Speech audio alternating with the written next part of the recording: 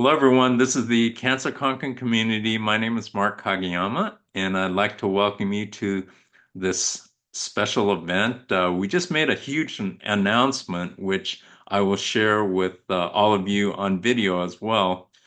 First of all, Boyd Dunleavy is stepping away after 2+ years of being an outstanding moderator, and we have a replacement or a successor. And it's Shannon Lee Sen, who's also pictured on video right now, and she will be uh, uh, essentially co-hosting with me on our Cancer Conquering Community. So we truly look forward to that. So those are a couple of the big announcements. And now what I'd like to do is I'd like to introduce our very special guest, uh, Kara Onorato, and she has got an absolutely spectacular story for those of you who want to see her video that she did with me on my channel. If you can't find it, because there's so many videos now, let me know and I'll be sure that you get it. But I'll let you know, I don't want to steal any thunder from Kara because uh, she is just absolutely phenomenal. And I love her. I met her in person in Pennsylvania last year, and it was such a treat. And I wish that we could have spent more time together, but we'll do that again in the future. So at this time, Kara Onorato, please unmute yourself and share with us who you are and what your story is and what you want to share. Everybody needs a Mark introduction. They're some of the best. First, I want to say that I always do feel so incredibly honored. I'm been blessed to be able to share space with all of you and be part of anything that Mark is involved in and share my experiences. Much like Rita was saying, and listening to all of your stories, I feel like I could pick somebody in my own personal life with similar cancer, similar experiences. Starting back when I was 8 years old and my paternal grandmother had cancer. My maternal, both my paternal and maternal grandmothers had cancer. My grandfather on my dad's side. I had two aunts, an uncle, several friends, cousins, and then my own daughter, Sunny. All of them have undoubtedly taught me lessons. I can say that for sure. But I think the most poignant of the lessons that I have learned have come from Sunny. But before I get into those lessons, I do want to take a moment to tell you a little bit about her. Um, she was always happy, always full of sunshine. I mean, her name was Sonata, but she decided she was going to be called Sunny at a very young age, and she enforced that with authority. Let me tell you, uh, she was a soccer player. She was a huge friend. Her friends told me that she was the mom of the group, making sure that they were all okay, protected. She cancer causes even before her very own cancer. During high school, she had a teacher who was very near and dear to her who had breast cancer. So she helped organize and participate in a fundraiser and donating hair to Pantene Beautiful Lengths while she was in high school. And then her own papa, that's her father's father, he had pancreatic cancer while she was a junior in high school. And he ended up losing his life to multiple cancers once it metastasized. She lived an unapologetic life, an authentic self, literally lit up a room anytime she walked in. And if you ever heard her laugh, you felt like your day just got all the much brighter. In 2015, she was diagnosed with acute myeloid leukemia. Her subtype was subtype 6, which means there was some environmental factors involved in there. And that's a whole nother topic of discussion I could belabor, but I won't here in this session. She also had a genetic mutation called FLT3. So the best way I can explain it is it basically gave her a 5% chance of survival. In addition to that, it protected the cancer and made traditional chemotherapies very difficult. She never really ever achieved full remission, but they got her down to a low enough level of leukemia in her blood that they decided they were going to go through with the stem cell transplant. So, being like she is, stubborn, she's 19 now at this time, she decides she's going to go into her stem cell transplant on her own. She did not tell me right away that she was doing it, but her father called me the next day or two and let me know that that was going on. I look back now, I think at first I was a little hurt, but it really wasn't my decision, right? That wasn't my decision to make for her. She had to do things on her own terms. She was able to participate in 3 clinical trials. And then, like I said, the stem cell transplant. Her treatment was done at Emory University Hospital, and I thoroughly believe that's why she was given 18 years of life, which is 3 times more than what they had expected originally. And it ultimately wasn't the cancer itself that took her away from me. It was complications from graft versus host and sepsis, which happened in 2017. But through all of it, all of the good and the bad, she faced it head on. You know, she found ways to help other people. For example, a friend of mine had found out he had leukemia recently after her, and she just felt so passionate about the fact that she had resources and was blessed that she wanted to help him find resources for himself and his family. He was the main breadwinner in his family, and she felt compelled to assist him. There was a young child next door in the room to her on the leukemia floor. Um, we believe that he may have been on the autism spectrum because he wasn't very communicative, but he didn't have very many visitors in his room, and she felt for him. Her room looked like her messy bedroom at home. She had so much stuff in it, but she felt it in her heart that she wanted to brighten up this young man's room. So she gave a lot of the things that she had to him. I mean, and even in the face of losing her hair to chemo, she did that too on her own terms while thinking of others. She decided she was cutting it all off and donating it to Pantene Beautiful Lengths again because she believed in their organization. She gave me many, many, many, many blessings, even through all of the tears and heartache. Because trust me, there have been lots of them. But probably the most profound lessons, I think, there are about 4 of them. The first one is resilience in the face of challenges. Her transplant doctor recognized this in her too. He told her, "You receive bad news better than anybody I've ever knew."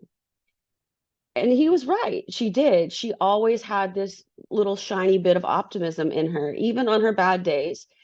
She saved the worst moments for me and her father. Like most children, I guess, even children that are not facing cancer save their worst moments for their parents. But she wanted everybody on the outside to not feel sorry for her and to find hope in her very own struggle. The day uh, that I came to the hospital after her transplant doctor came to pay her a visit. It was his last visit before he started his very own cancer treatment. So even in the midst of his own uh, facing his own mortality, he made a point to come in and see her. You know, the other lesson she taught me through all of this is really how to be truly selfless, because she was one of the most selfless humans I've ever met. And I didn't realize how much she taught me until the day I had to say goodbye to her. She had told me after her first transplant that if she were to relapse again, which she never made it to remission, but that's the term that we used, that she didn't think she would want to do another transplant. And of course, being a mom, I wanted to just scream to the gods, what the heck are you talking about? No, that's not what we do here. We don't give up, but it's not giving up. She just didn't want to put herself through that anymore. And I had to respect that. And so when she made the decision to not try to do anything with the sepsis, because in all honesty, there was nothing they could do. She had C. diff and vancomycin resistant encephalitis, a compromised immune system. There was nothing they could do unless they wanted to just prolong her agony. And so I think the most selfless thing you can do as a human and as a parent is allow another human being to leave this earth with grace. Um, there was a particular moment in hospice that she had had an accident and her father went into the bathroom to clean up the clothes that she had and whatever. And it gave us a couple seconds by ourselves. And, I stood beside her, and her head was all peach fuzzed. And, and by this time she was very hot to the touch, and her skin was yellow. And she'd probably kill me just telling you all these things because she didn't want anybody to think of her that way. But I looked at her and I just said, you put on a good fight. And she goes, I know, Mama.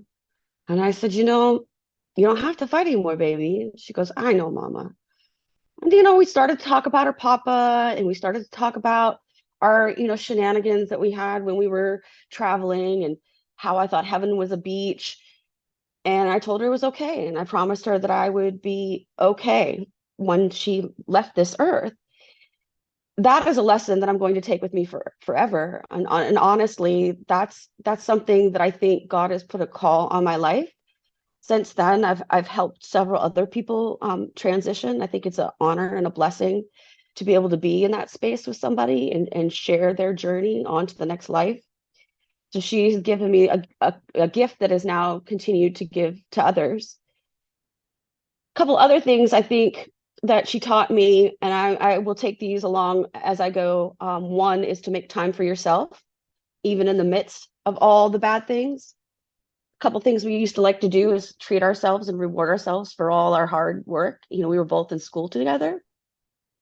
She was doing her undergraduate degree while I was pursuing my doctorate. And after both of our first semesters, we made a spa day in Pittsburgh. And then we drove back up to Erie, which is Erie, Pennsylvania, is my hometown. So I'm almost a Canadian, but not really. And then I would bring the spa to her in the hospital. And since she couldn't go places, I would do it for her. Manis and petties were our thing. So I made time for that, even if she could only stay awake for a few seconds. It didn't matter. I wanted her to feel like she still had some sort of normalcy in her life. She also told me, Mama, you need to play the cancer card. And I don't say that in a way that means take advantage of having cancer, because cancer is ugly. It is difficult. It steals things from you. But she said for me to use it in a way that makes someone else understand what it's like to have to care for somebody who has cancer, and what it's like to have cancer, even though I myself have never had it. Watching so many people in my life go through it gives me a perspective I think other people don't have. And I realize it is okay to make somebody else feel comfortable, because you know what, guys, that's not your issue. That's their issue. They should be thankful and grateful that they can feel uncomfortable about you talking about your cancer. And it's okay to share your stories. It makes it human. It gives cancer a face and a human connection. Lastly, the last and most important lesson Sunny had taught me in my life is hope. She never lost it. Even when she was feeling defeated, she never lost it. She almost passed away before we even had a diagnosis because her doctors refused to listen to her. She went to the doctor 3 different times. The third time, the doctor told her she was a hypochondriac. And the words that she told me she shared with her boyfriend on the way out of that doctor's appointment burn in the back of my brain forever, is that doctor didn't even test my blood. What if I have cancer? And so she got so sick, she passed out, because by this time her blood was 75% leukemia. She had to be rushed to the hospital. Had they waited a moment longer, if the ambulance couldn't have got a moment longer, she wouldn't have made it. She was very close to not being with us in that moment. And she was there for about 3 weeks. First 2 weeks, she was really bad off. I mean, we weren't sure what was going to happen. Her throat was almost swollen shut because her cancer presented as strep throat. And because her body was all out of whack, it couldn't fight the strep throat. So we were worried about her being able to breathe, being able to eat. Her counts were all over the place. But there was an instance in those first 3 weeks that she started to perk up. Things started to turn around. And we were finally allowed to have the TV on in the room without getting yelled at by her. Because even in the midst of it all, she could still tell us what to do. There was a commercial on the TV. There was a young toddler who had gone through CAR T cell therapy. And this child, the words they were using was that she had no evidence of disease. And I remember her face just lighting up like it was a beacon of hope for her. She just looked at me. She's like, Mama, I just know if I can stay alive long enough, they're going to find something that's going to work for me. And she was very excited about that. You know, I often think about the last showing up prospectus on cancer, and not this past one, but the one before. I forget his name, the gentleman whose sister was known as Songbird, the one who did the American Idol, right? She got up on stage saying she had a 2% chance of survival, and the judges' faces were stark, which is understandable. But much like Songbird, Sonny was like, well, 5% is not zero. So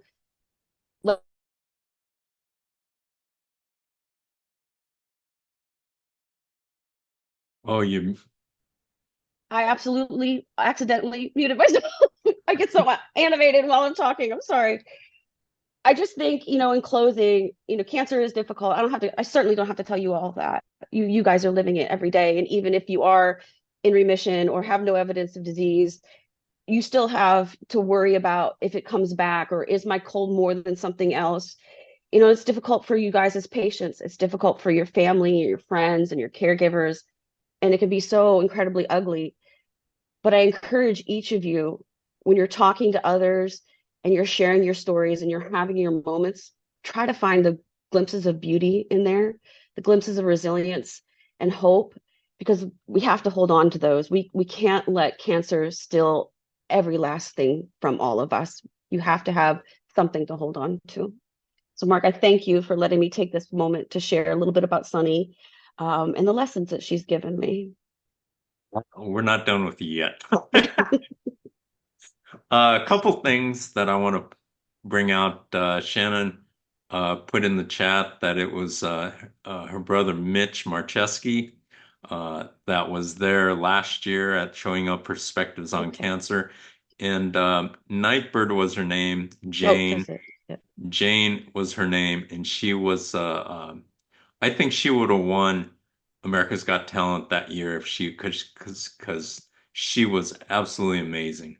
And for those of you who have not seen that episode, I suggest you type in to YouTube, type in Nightbird, America's Got Talent, and you'll see one of the most incredible videos you've ever seen. And it was absolutely amazing.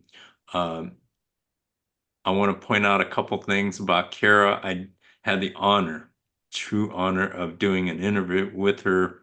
It's been pretty close to 2 years now that we did it. And I just want to say that of all the interviews that I've done, which, I've now have well over 200 video interviews that I've done posts on YouTube. Without question, the one I did with you, Kara, was my most difficult to get through.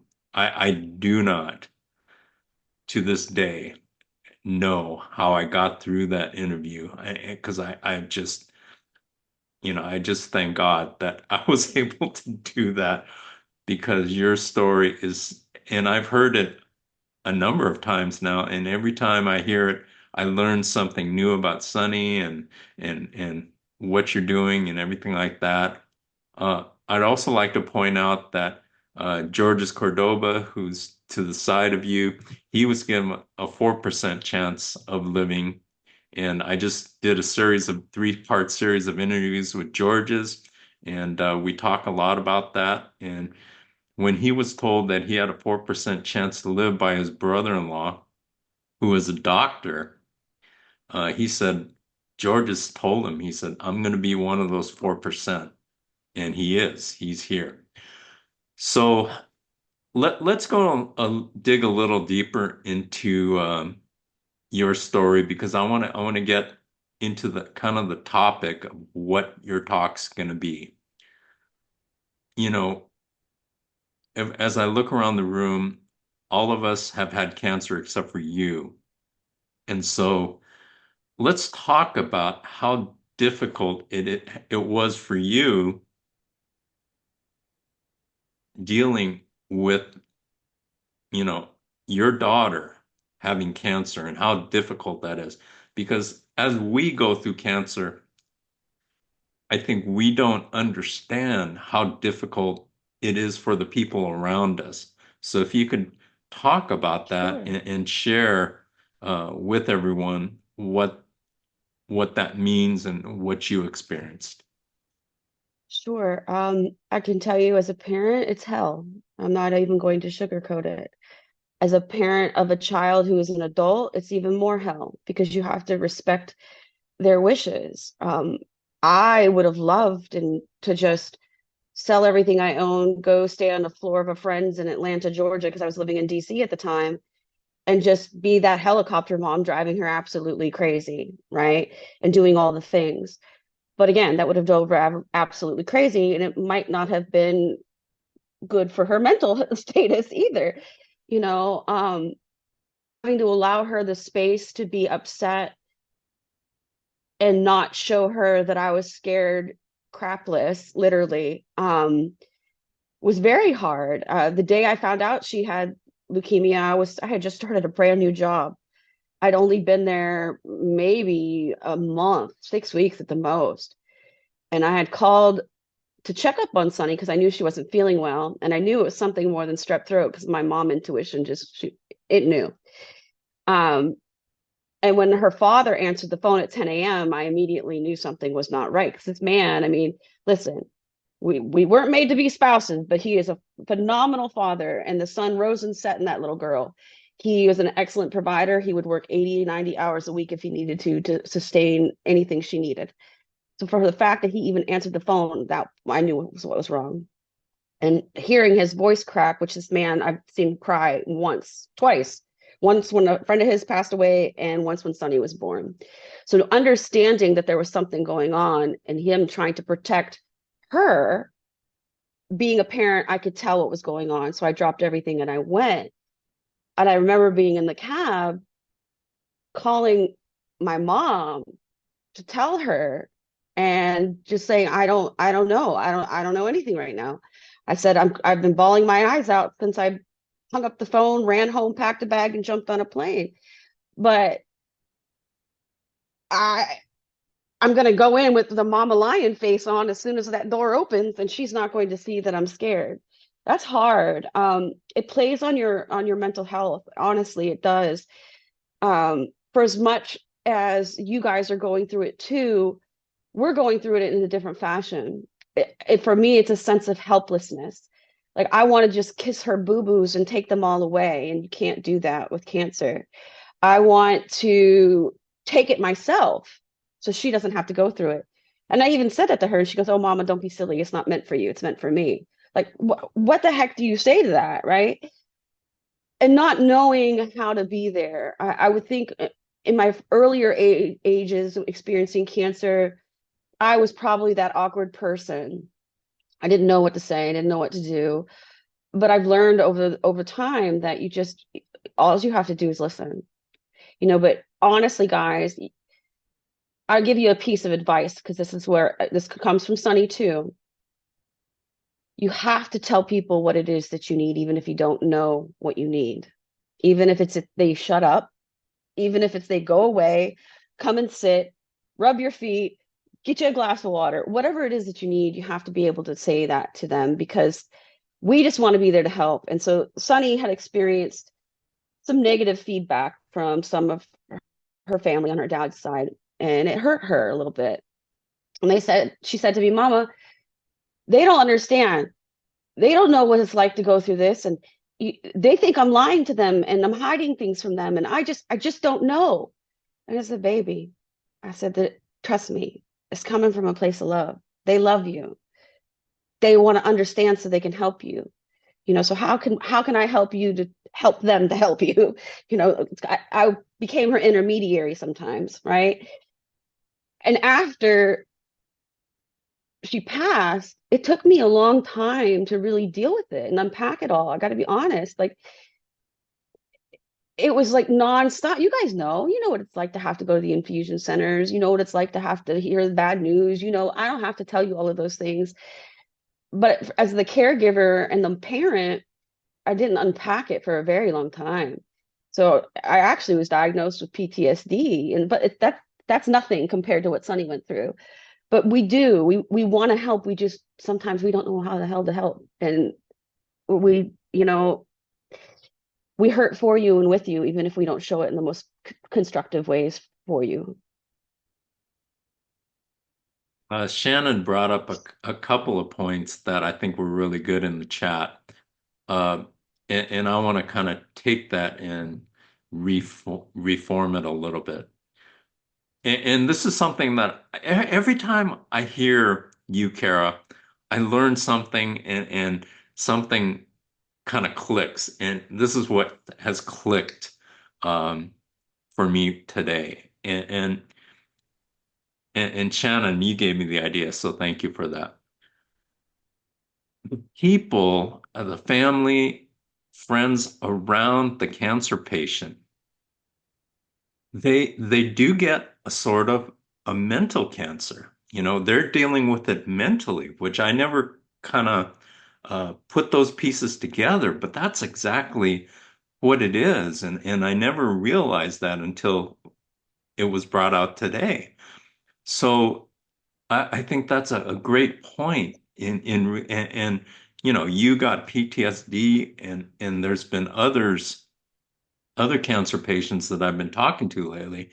And, you know, years after, you know, 5, 10, 12, 15 years after they're getting PTSD. So that's another factor that I have just learned recently. And so it's such a serious thing. So, uh, you know, what I want to do right now, if did you want to add some more to that, Kara? I think you do. No? No, no, no, no. I could talk. I want to be mindful of everybody's time as well. No, no, no. So why don't we do this? Let's get your final thoughts, and then what we'll do is we'll shut off the recording and then go around the room and have people give their input and everything like that. So what are your final thoughts that you would like to share with everyone? I think the best takeaway would be what I said lastly was to have hope and not give up on yourselves. It's okay to have those bad days. Uh, I always let myself have them. Heck, but I give myself 24 hours, and then the very next morning it's a new day. We're gonna brush off the bad day and keep it moving. And maybe it's another bad moment in that day, but I still don't let myself hold on to it. When we lose hope, we let all the things around us defeat us, and we can't do that. Well said, well said. So what we're going to do right now is we are going to close out this session. Uh, and we want to thank our great speaker, sensational speaker, Cara Onorato, for sharing these just beautiful insights to her journey with cancer and Sunny. And I feel like I've met her. I really have. And I feel her presence here with us. Today. And so thank you for sharing your journey along with us. And so what I'm going to do right now is I'm going to close out the recording.